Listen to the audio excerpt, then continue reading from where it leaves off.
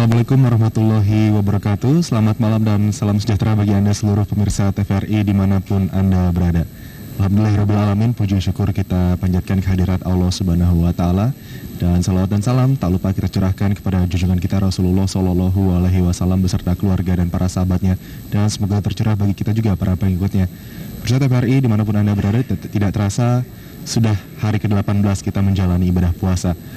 Dan kemarin tepatnya merupakan hari ke-17 Ramadan, di mana Nuzulul Quran atau hari di mana turunnya ayat suci Al-Quran ke muka bumi diperingati oleh seluruh umat Islam di seluruh dunia. Dan masih dalam rangka 17 Ramadan Nuzulul Quran, pada hari ini TVRI kembali menyiarkan secara langsung peringatan Hari Nuzulul Quran tingkat nasional 1435 Hijriah 2014 dan disiarkan secara langsung di Istana Kepresidenan Republik Indonesia, Istana Negara. Dan pemirsa TVRI dimanapun Anda berada, acara kali ini bertemakan spirit Al-Quran dalam kehidupan berbangsa dan bernegara.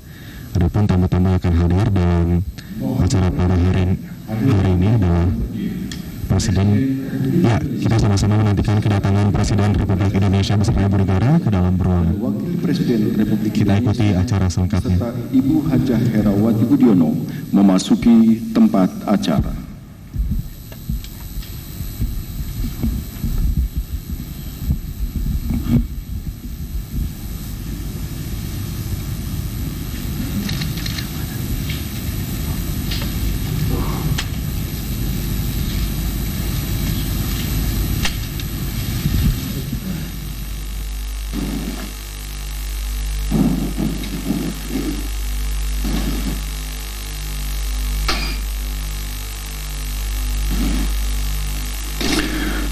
Lagu Kebangsaan Indonesia Raya.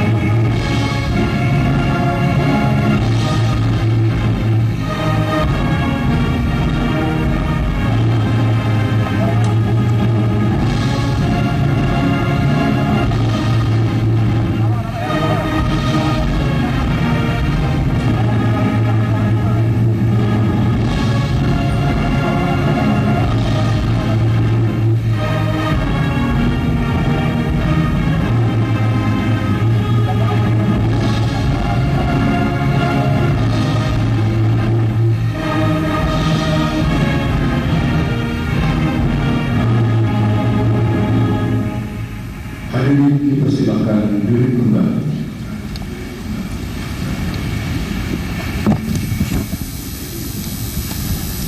Bismillahirrahmanirrahim.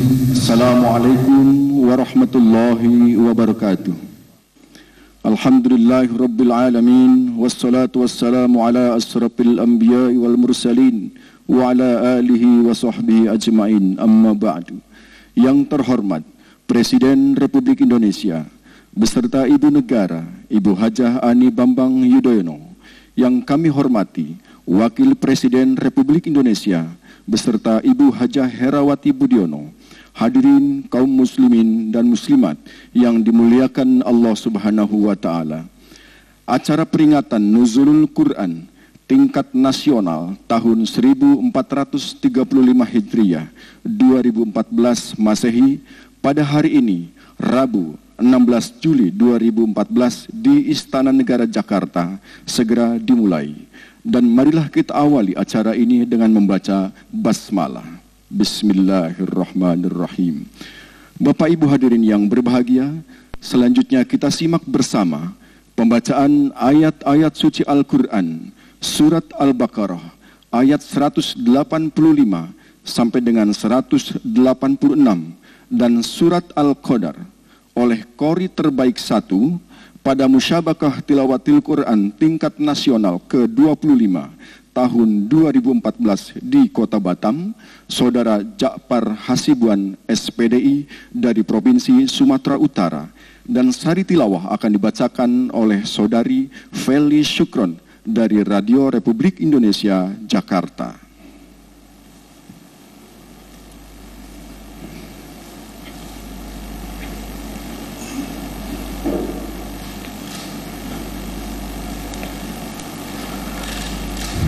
Assalamualaikum warahmatullahi wabarakatuh.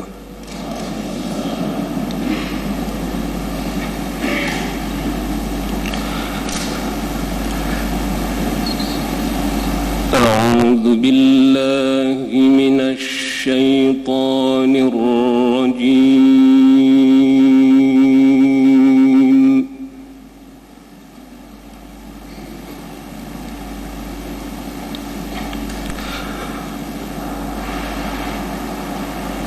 Bismillahirrahmanirrahim.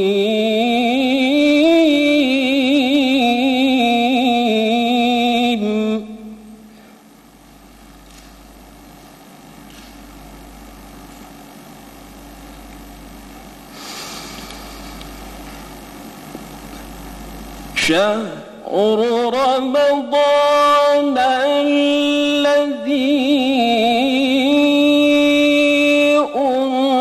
أنزل فيه القرآن هدى للناس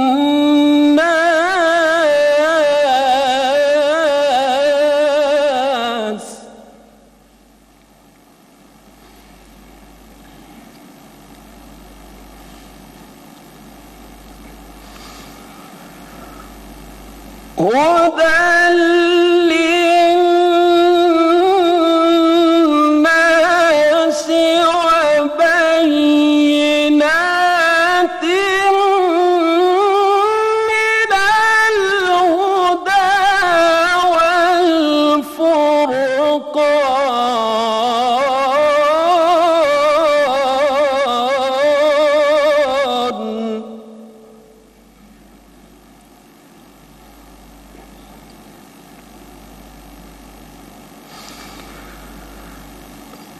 فمن شهد منكم الشهر فليصم.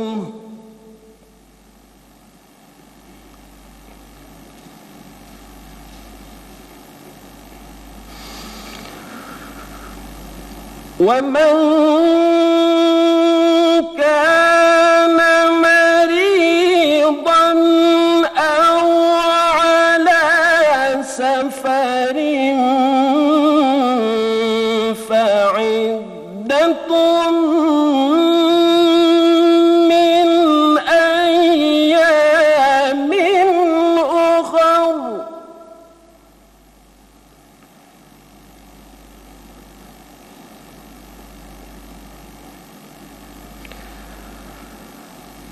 يريد الله بكم اليسر ولا يريد بكم العسر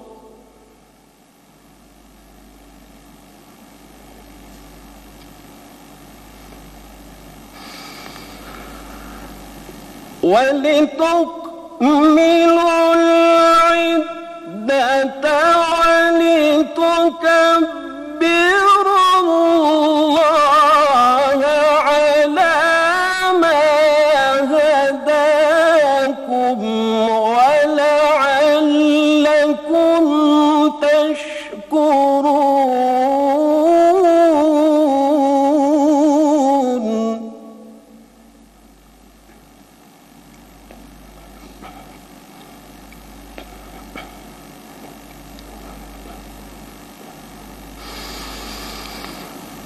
وإذا سألك عبادي عني فإني قريب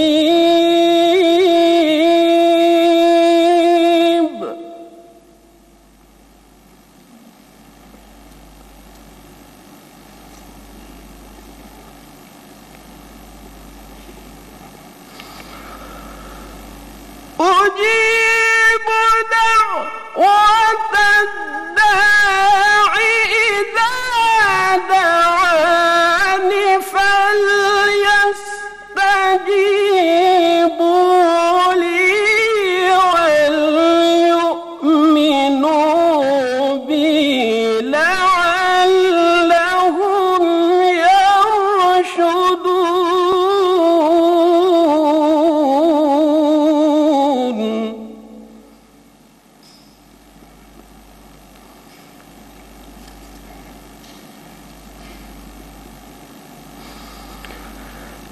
بسم الله الرحمن الرحيم.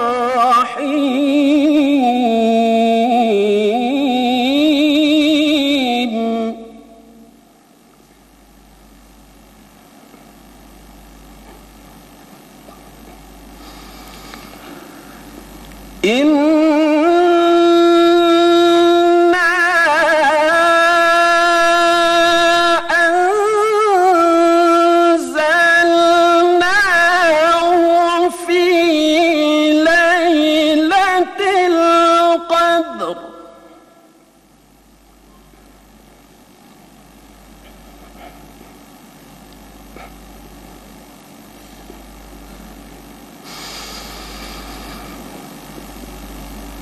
وما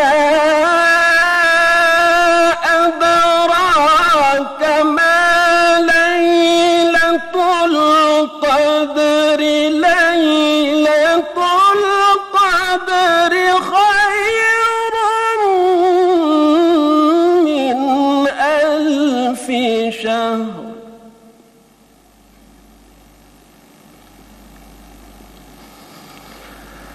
تنزل الملائكة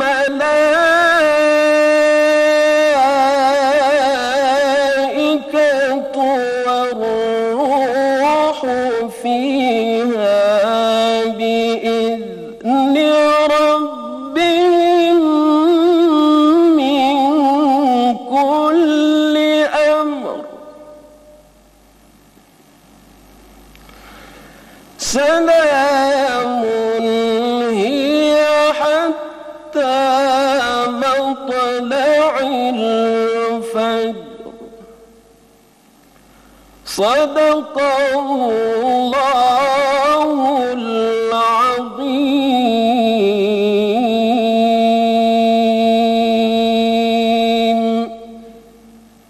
Aku berlindung kepada Allah dari godaan syaitan yang terkutuk dengan menyebut nama Allah yang Maha Pengasih lagi Maha Penyayang.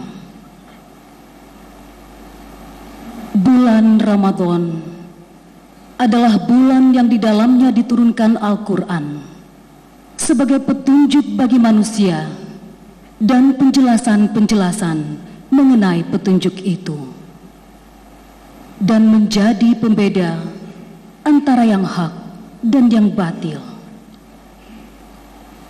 Karena itu, barang siapa di antara kamu berada di bulan itu, maka berpuasalah.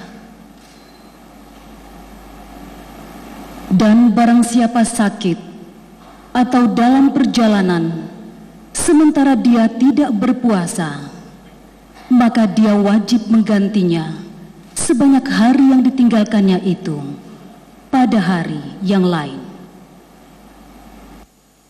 Allah menghendaki kemudahan bagimu dan tidak menghendaki kesukaran bagimu. Dan apabila hamba-hambaku bertanya kepadamu Muhammad tentang aku, maka sesungguhnya Aku adalah dekat. Aku akan mengabulkan permohonan orang yang berdoa apabila dia berdoa kepadaku. Hendaklah mereka itu memenuhi segala perintahku dan beriman kepadaku agar mereka memperoleh kebenaran. Dengan menyebut nama Allah yang Maha Pengasih, Maha Penyayang. Sesungguhnya kami telah menurunkannya Al-Quran pada malam Qadar. Dan tahukah kamu apakah malam kemuliaan itu? Malam kemuliaan itu adalah lebih baik daripada 1000 bulan. Pada malam itu turun para malaikat dan Ruh Jibril dengan izin Tuhannya untuk mengatur semua urusan. Sejahteralah malam itu sampai terbit fajar. Maha benar Allah yang Maha Agung. Assalamualaikum warahmatullahi wabarakatuh. Al-Quran beserta sari tilawahnya, surat Al-Baqarah 185 hingga 187 dan surat Al-Alaq 1-5. Pemirsa, selanjutnya adalah Bapak-bapak, Ibu-ibu hadirin yang berbahagia. Spirit Al-Quran dalam kehidupan berbangsa dan bernegara.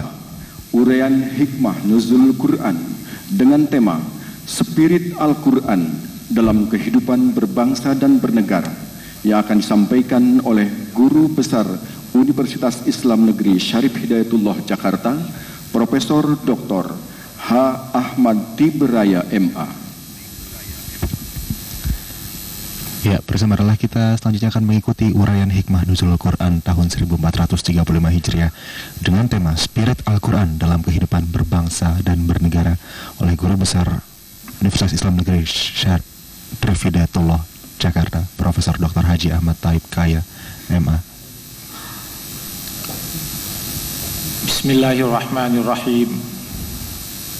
Yang terhormat Bapak Presiden Republik Indonesia bersama Ibu Negara Hajah Ani Bambang Yudhoyono.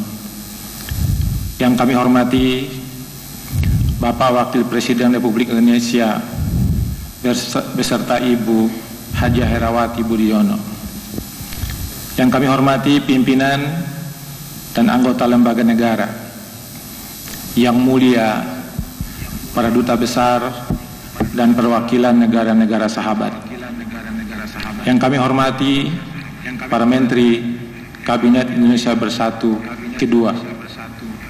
Yang kami hormati para ulama, hadirin dan hadirat yang berbahagia. Assalamualaikum warahmatullahi wabarakatuh. Alhamdulillahilladzi nazzala al-Qur'ana ala abdihi liyakuna lil alamin nadhira wa ja'alahu hudan lin-nasi wa bayyinatin minal huda wal furqan wa ja'alahu nuran wa mau'izatan wa shifaa'an wa rahmatan lil mu'minin. Asyhadu an la ilaha illallah wahdahu la syarika lah wa asyhadu anna Muhammadan abduhu wa rasuluh. Allahumma salli wa sallim ala sayyidina wa maulana Muhammadin wa ala alihi wa sahbihi ajma'in. Amma ba'd. Peringatan Nuzulul Quran yang diadakan pada malam hari ini merupakan kesempatan yang baik bagi kita dan kaum muslimin di tanah air Indonesia untuk merenungkan, menghayati dan menyegarkan kembali ingatan kita akan pesan-pesan Allah Subhanahu wa taala dalam Al-Qur'anul Karim.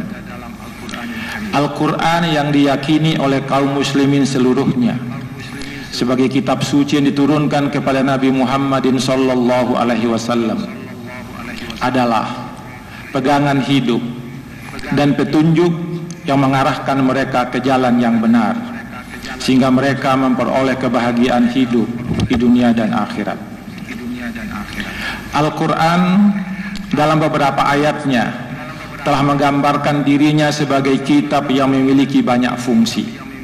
Di antaranya adalah sebagai hudal linnas, petunjuk bagi manusia, bayyinatin minal huda, penjelasan mengenai petunjuk itu, Al-Furqan, yang membedakan antara yang baik dan yang buruk, yang hak dan yang batil, Rahmah yang membawa rahmah, Nur yang menjadi cahaya yang menerangi, dan sebagai syifa lima fis sudur, penyembuh bagi penyakit-penyakit hati.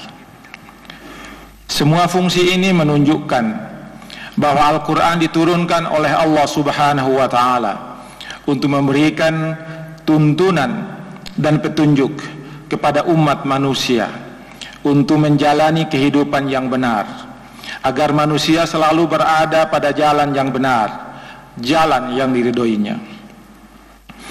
Al-Quran telah memberi semangat spirit yang luar biasa kepada Nabi Muhammad sallallahu alaihi wasallam untuk menjalankan tugasnya yang sangat berat, baik sebagai pemimpin agama maupun pemimpin masyarakat.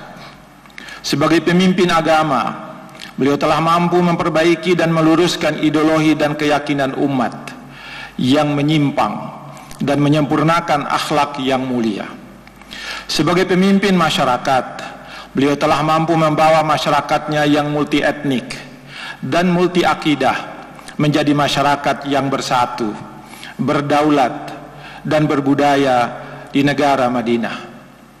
Bapak Presiden dan hadirin yang saya hormati, secara fitriah manusia adalah makhluk sosial yang ditakdirkan untuk hidup bersama dengan manusia yang lain. Allah telah menciptakan manusia berbeda dalam banyak hal, dalam hal jenis, dalam hal suku dan bangsa, dalam hal bahasa, dalam hal warna kulit, dan berbeda posisi dan kedudukan sosialnya, bahkan berbeda agama dan keyakinannya. Di dalam perbedaan-perbedaan itu tidak ada manusia yang memiliki kesempurnaan. Setiap orang pasti memiliki kelemahan dan kekurangan. Keadaan yang berbeda itu antara lain digambarkan oleh Allah di dalam Al-Quran, surat Al-Hujurat ayat 13. Hai manusia, sesungguhnya kami telah menciptakan kamu dari seorang laki-laki dan seorang perempuan, dan menjadikan kamu berbangsa-bangsa dan bersuku-suku, supaya kamu saling kenal mengenal. Sesungguhnya orang yang paling mulia di antara kamu di sisi Allah ialah orang yang paling takwa di antara kamu. Sesungguhnya Allah Maha mengetahui lagi Maha mengenal. Firman-Nya, A'udzu billahi minasyaitonir rajim. Bismillahirrahmanirrahim. Ya ayyuhan nasu inna khalaqnakum min dzakari wa untha wa ja'alnakum syu'uban wa qabaila lita'arafu. Inna akramakum indallahi atqakum innallaha alimun khabir. Apa yang disampaikan oleh ayat di atas merupakan spirit saling kenal mengenal, meskipun berbeda dalam banyak hal.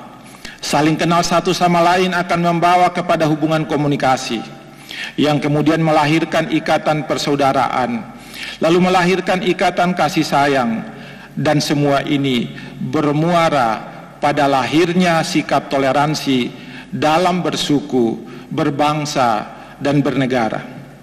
Semangat toleransi ini melahirkan ikatan yang kokoh dan hubungan yang harmonis di antara individu-individu dan kelompok-kelompok di dalam masyarakat. Bangsa Indonesia mulai dari Sabang di ujung barat hingga Merauke di ujung timur adalah masyarakat yang majemuk, terdiri atas berbagai suku yang berbeda agama, yang berbeda bahasa lokal, berbeda adat istiadat, dan berbeda budaya. Tetapi mereka disatukan oleh pandangan yang kokoh, satu tanah air, tanah air Indonesia, satu bahasa, bahasa Indonesia, dan satu bangsa, bangsa Indonesia dalam wilayah negara kesatuan Republik Indonesia. Dalam suasana kemajemukan ini, persatuan dan kesatuan harus dijaga dan dipelihara sehingga setiap warga negara dapat menikmati kehidupan yang tentram dan damai. Bapak Presiden dan hadirin yang saya hormati, Al-Quran menerangkan bahwa ada beberapa sifat buruk dari manusia yang dapat merusak hubungan persaudaraan di antara mereka, dapat memecah semangat persatuan dan memutuskan semangat persaudaraan. Ketiga sifat buruk itu ialah sifat merendahkan, mencela, dan mengejek pihak lain. Al-Quran menyatakan di dalam surat Al-Hujurat ayat 11, "Hai orang-orang yang beriman, janganlah suatu kaum mengolok-olokkan kaum yang lain, karena boleh jadi mereka yang diolok-olokkan itu lebih baik daripada mereka yang mengolok-olokkan. Dan jangan pula wanita-wanita mengolok-olokkan wanita-wanita yang lain, karena boleh jadi wanita-wanita yang diperolok-olokkan itu lebih baik. Dan janganlah suka mencela dirimu sendiri, wahai orang-orang beriman, di antara sesama mukmin, dan janganlah kamu memanggil dengan gelar-gelar yang buruk. Seburuk-seburuk panggilan adalah panggilan yang buruk sesudah iman. Dan barang siapa yang tidak bertaubat, maka mereka itulah orang-orang yang zalim." Sifat buruk yang lain lagi yang diungkapkan oleh Al-Quran, dan ini sangat berbahaya bagi persatuan dan persaudaraan, yaitu prasangka, kecurigaan, menggunjing, dan mencari-cari kesalahan orang lain. Sifat-sifat buruk itu dijelaskan oleh Allah di dalam ayat 12 surah yang sama.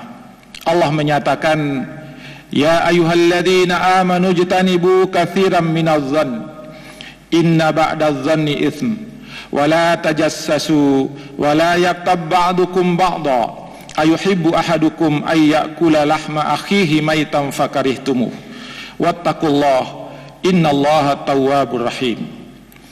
Hai orang-orang yang beriman, jauhilah kebanyakan prasangka kecurigaan, karena sebagian dari prasangka itu adalah dosa. Dan janganlah mencari-cari keburukan orang, dan janganlah menggunjingkan satu sama lain. Adakah seorang di antara kamu yang suka makan daging saudaranya yang sudah mati? Maka tentulah kamu merasa jijik kepadanya, dan bertakwalah kepada Allah. Sesungguhnya Allah Maha Penerima Taubat, lagi Maha Penyayang. Setiap orang atau sekelompok orang boleh memiliki cita-cita dan tujuan yang luhur dan berlomba-lomba untuk mencapainya.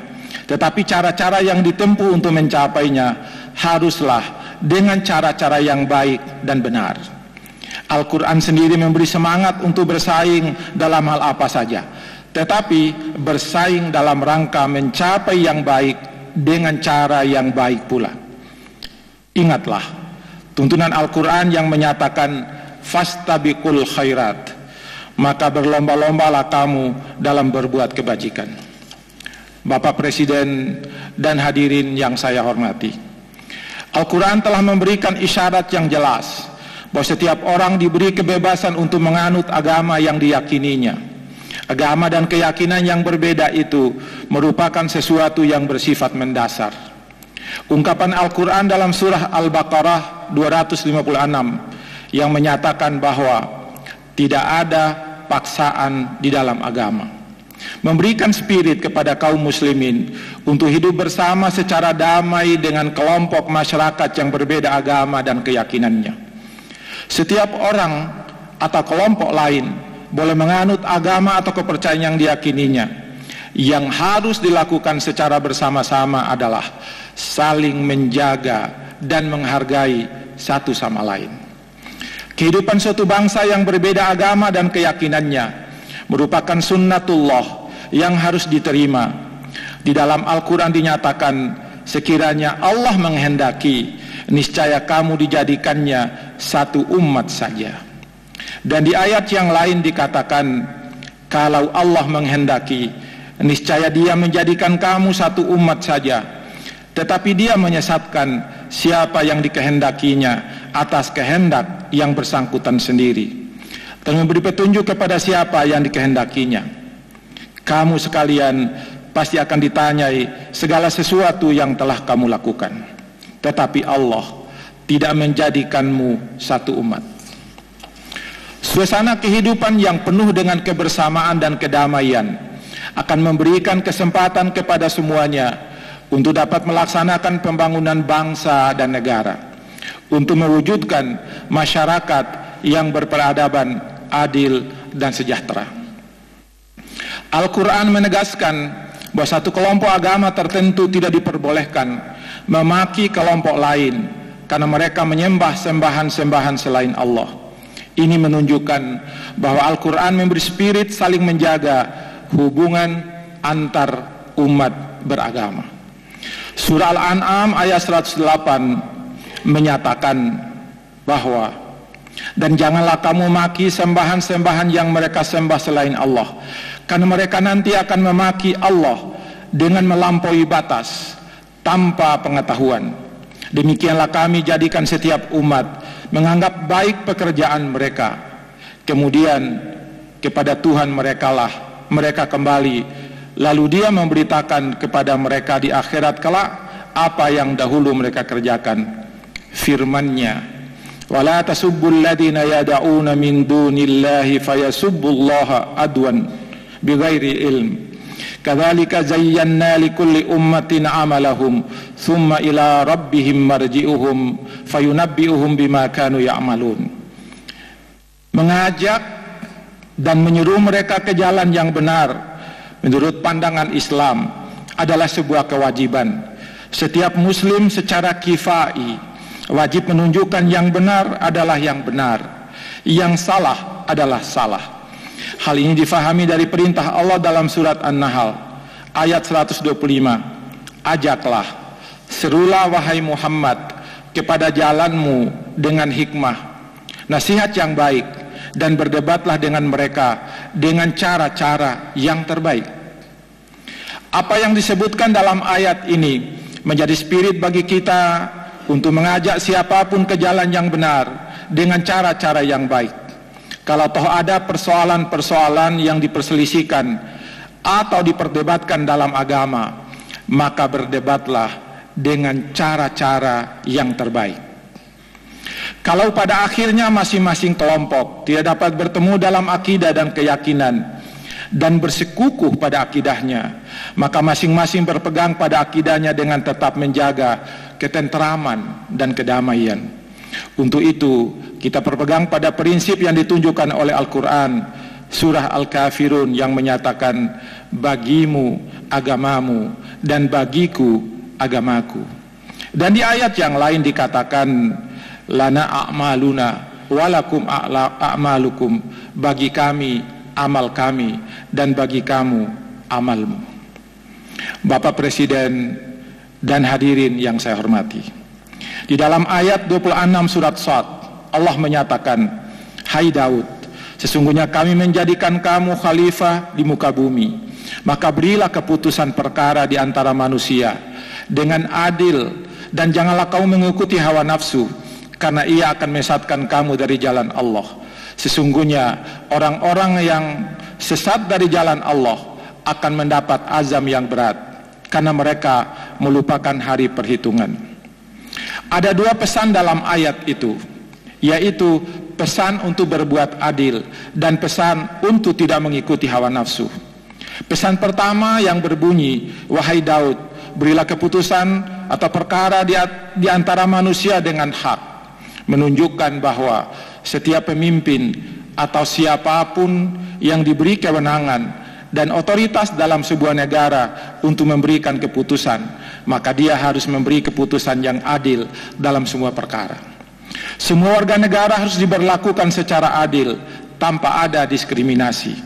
Penegakan hukum dengan adil akan melahirkan tatanan masyarakat yang harmonis, tentram, dan damai. Pesan kedua yang berbunyi, janganlah engkau ya Daud mengikuti hawa nafsumu, karena akan menyesatkan engkau dari jalan Allah. Mengisyaratkan kepada siapapun yang mewakili kewenangan dan kekuasaan agar tidak mengikuti hawa nafsu dalam bersikap, bertindak, dan memutuskan. Hawa nafsu yang terkendali akan melahirkan hal-hal yang positif dan mendorong manusia untuk berkreasi, mencipta, membangun, dan berinovasi. Sedangkan hawa nafsu yang tidak terkendali akan melahirkan hal-hal yang negatif, perbuatan buruk, dan perbuatan yang merusak. Surah An-Nisa ayat 58 menegaskan, Innallaha ya'murukum an tu'addul amanati ila ahliha wa idza hakamtum bainan nasi an tahkumu bil adl innallaha ni'ma ya'idukum bih innallaha kana sami'an basira. Sesungguhnya Allah menyuruh kamu menyampaikan amanat kepada yang berhak menerimanya dan menyuruh kamu apabila menetapkan hukum di antara manusia supaya kamu menetapkan dengan adil.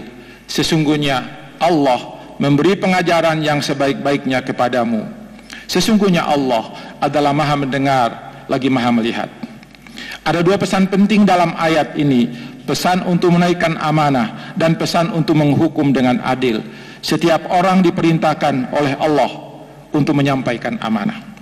M. Quraish Shihab dalam tafsirnya menjelaskan bahwa amanah adalah sesuatu yang diserahkan kepada pihak lain untuk dipelihara dan kembalikan bila tiba saatnya atau diminta oleh pemiliknya. Amanah adalah lawan dari khianah. Amanah adalah asas keimanan berdasarkan sabda Nabi, tidak ada iman bagi mereka yang tidak memiliki amanah. Amanah adalah sendi utama interaksi di antara manusia.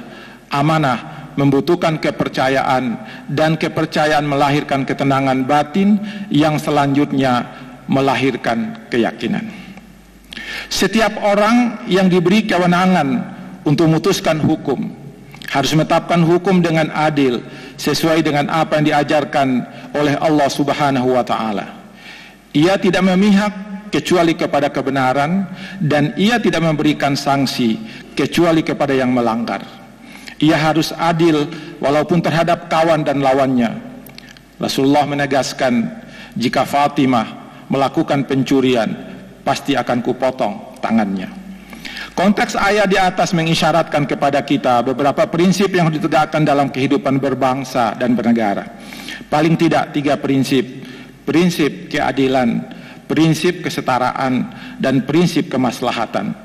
Penegakan prinsip keadilan dapat mengantarkan setiap orang untuk bertindak, bersikap, dan menetapkan sesuatu secara proporsional sesuai dengan hukum-hukum dan undang-undang yang berlaku, dan ini melahirkan kepercayaan, kedamaian, dan keteraman dalam masyarakat. Prinsip ini juga dapat mencegah seseorang menjadi diktator, despotik, tiranik, dan sewenang-wenang. Penerapan prinsip kesetaraan dapat mengantarkan setiap orang untuk memandang bahwa semua manusia adalah mitra sejajar. Prinsip ini dapat mencegah seseorang bertindak diskriminatif dan eksploitatif. Penerapan prinsip kemaslahatan dapat melahirkan pandangan bahwa semua tindakan yang dilakukan dan pemanfaatan segala sumber daya negara ditujukan untuk kemaslahatan semua warga negara. Bapak Presiden dan hadirin yang saya hormati, bangsa dan negara yang besar adalah bangsa yang mampu mewujudkan generasi penerusnya sebagai generasi yang lebih baik daripada generasinya. Untuk itu, generasi sekarang harus berusaha untuk mewujudkan generasi penerus yang kuat dan sehat, fisik dan mentalnya, karena tantangan masa depan jauh lebih hebat daripada tantangan pada masa kini. Allah menggambarkan dalam surat An-Nisa ayat 9 menyatakan, wal yahsal ladzina law taraku min halfihim dzurriyyatan di'afa khafu alaihim falyattaqullaha wal yaqulu qaulan sadida. Hendaklah takut kepada Allah orang-orang yang seandainya meninggalkan di belakang mereka anak-anak yang lemah, yang mereka khawatir terhadap kesejahteraan mereka. Oleh sebab itu, hendaklah mereka bertakwa kepada Allah, dan hendaklah mereka mengucapkan perkataan yang benar. Semua ajaran, kandungan, dan pesan-pesan ilahiyah yang terdapat dalam Al-Quran tidak akan dapat menjadi petunjuk, dan Al-Quran tidak akan membumi dan tidak dapat diimplementasikan dalam kehidupan kita yang nyata jika Al-Quran tidak dipelajari, tidak dibaca, tidak difahami, tidak dikaji, dan tidak diamalkan. Oleh sebab itu, marilah kita membumikannya dengan cara kita mempelajari, membaca, memahami, dan mengkajinya, lalu mengamalkannya. Akhirnya, dengan semangat pesan-pesan Al-Quran, marilah kita senantiasa membina dan menjaga kesatuan dan persatuan bangsa yang kokoh dan kuat dalam kebinekaan kita, dan bekerja sama dalam meningkatkan pembangunan bangsa dan negara untuk mewujudkan cita-cita luhur kemerdekaan dalam wilayah negara kesatuan Republik Indonesia yang berdasarkan Pancasila dan Undang-Undang Dasar 1945. Wallahu a'lam bishawab. Wassalamualaikum warahmatullahi wabarakatuh. Waalaikumsalam warahmatullahi wabarakatuh. Bersama dengan tadi uraian Hikmah Nuzulul Quran tahun 1435 Hijriah oleh Profesor Dr. Haji Ahmad Thaib, dan sedikit intisari dari uraian tadi yaitu Al-Quran sebagai penyemangat dan spirit dalam mencapai yang baik dengan cara yang baik pula. Rasulullah dalam memimpin masyarakat yang majemuk sangat pas pula diterapkan dalam tata bangsa di negeri kita yang beragam. Sambutan Menteri Agama Republik Indonesia Dr. Andes A. Lukman Hakim Saifuddin. Ya, dan saat ini kita akan mendengarkan sambutan dari Menteri Agama Dr. Andes Haji Lukman Hakim Saifuddin.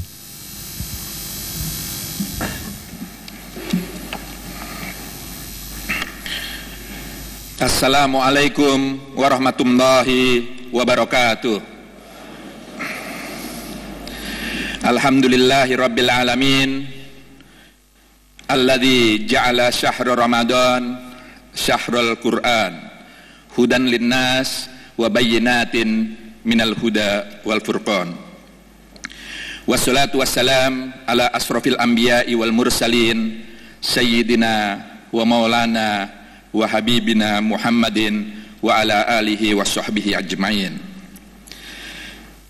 Yang terhormat Bapak Presiden Republik Indonesia beserta Ibu Negara Hajah Ani Bambang Yudhoyono, yang kami hormati Bapak Wakil Presiden Republik Indonesia beserta Ibu Hajah Herawati Budiono, yang kami hormati pimpinan dan anggota lembaga negara, yang mulia para duta besar dan perwakilan negara-negara sahabat, yang kami hormati para Menteri Kabinet Indonesia Bersatu Kedua, yang kami hormati para alim ulama, hadirin hadirat yang berbahagia. Puji syukur kehadirat Allah Subhanahu wa Ta'ala yang senantiasa melimpahkan rahmat dan karunia-Nya kepada kita semua, sehingga pada malam ini yang penuh berkah kita dapat menghadiri peringatan Nuzulul Quran tingkat kenegaraan di Istana Negara. Salawat dan salam semoga tercurah kepada Nabi besar Muhammad sallallahu alaihi wasallam beserta segenap keluarga, sahabat dan para pengikutnya hingga akhir zaman. Bapak Presiden dan hadirin yang terhormat, kita baru saja menyimak uraian hikmah Nuzulul Quran yang disampaikan oleh Saudara Profesor Dr. Haji Ahmad Tibraya MA, Guru Besar Universitas Islam Syarif Hidayatullah Jakarta.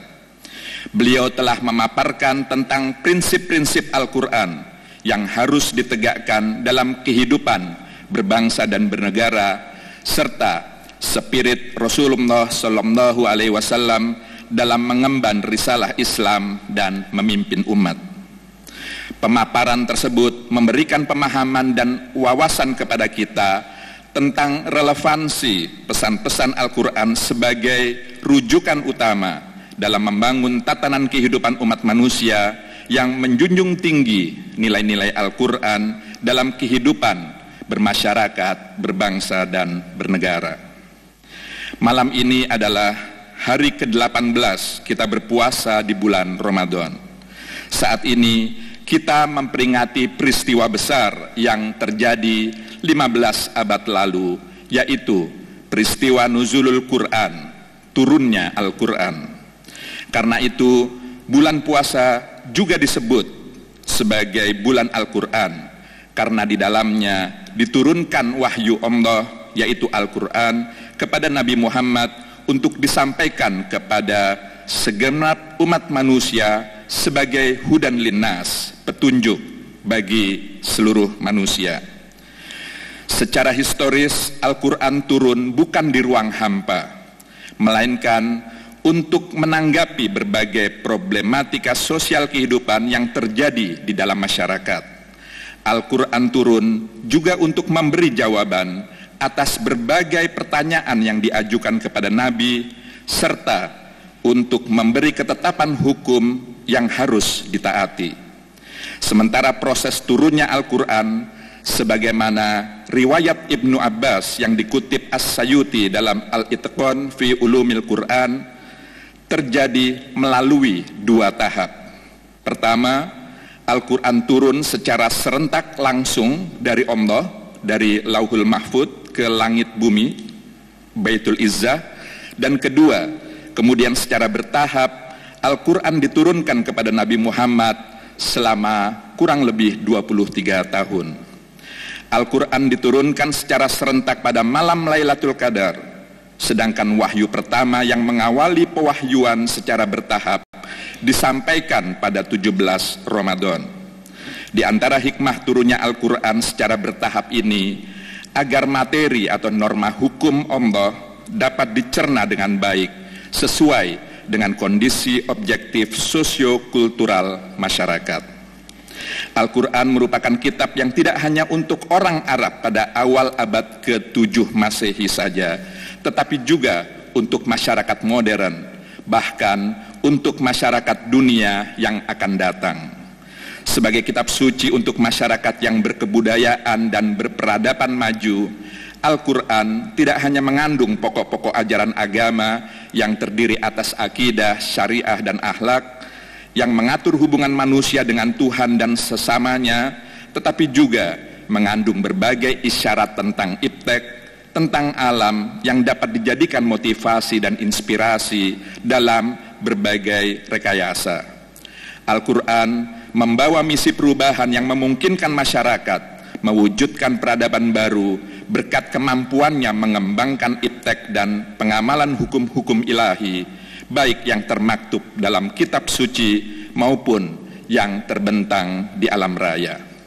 Bapak Presiden dan hadirin sekalian yang berbahagia, Al-Quran yang diturunkan sebagai penanda atau pengukuhan atas kerasulan Nabi Muhammad SAW membawa misi rahmatan lil alamin, kesejahteraan bagi alam semesta.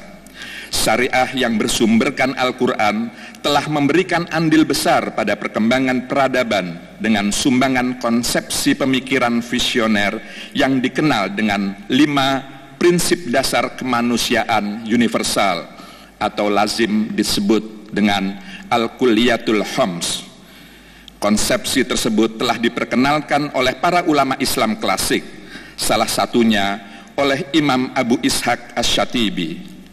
Ulama terkemuka abad ke-14 itu menyatakan bahwa tujuan ditetapkannya syariat atau maqasidus syariah meliputi 5 hal, yaitu pertama, perlindungan terhadap kebebasan berkeyakinan atau beragama.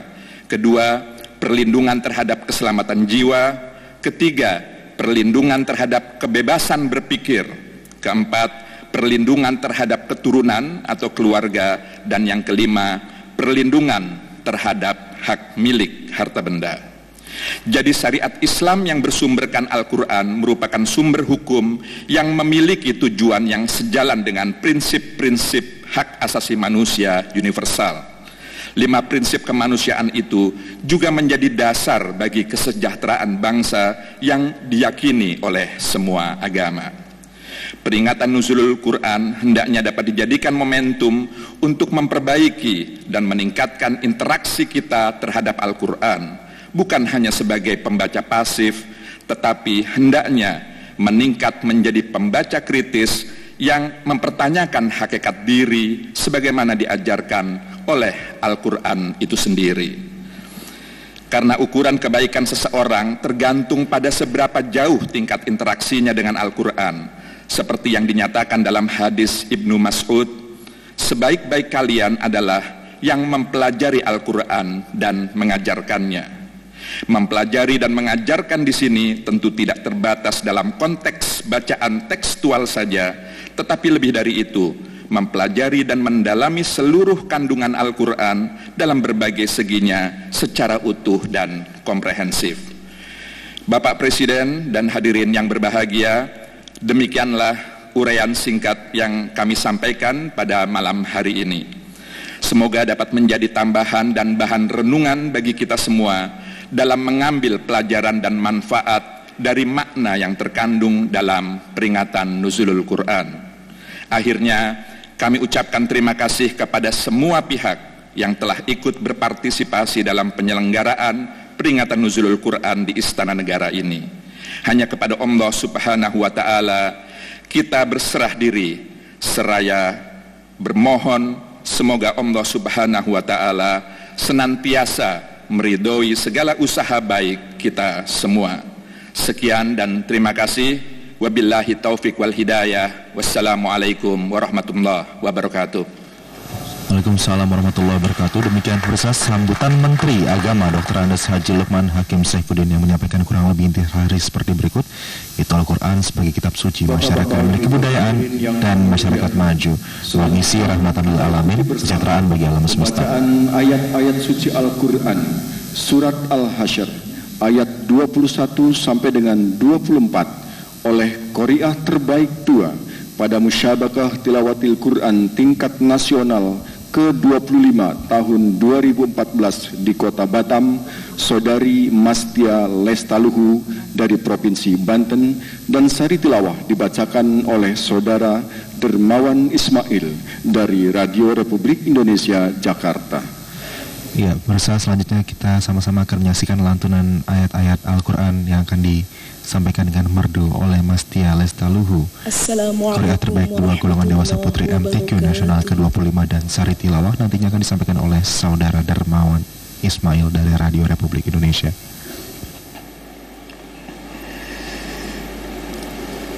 A'udzu billahi minasy syaithanir rajim.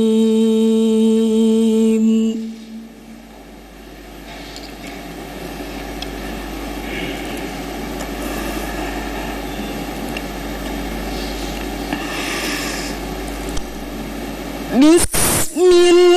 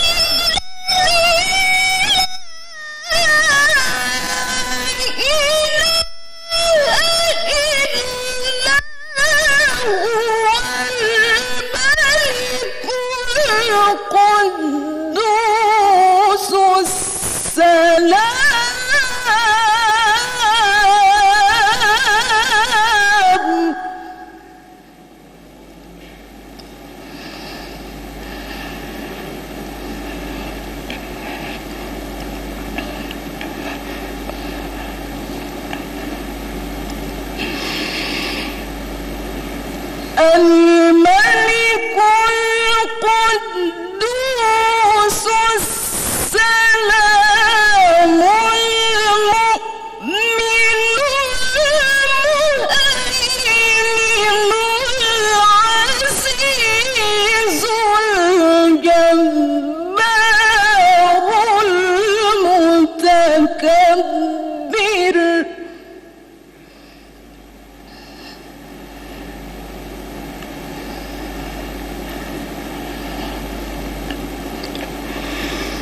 سبحان الله عما يشركون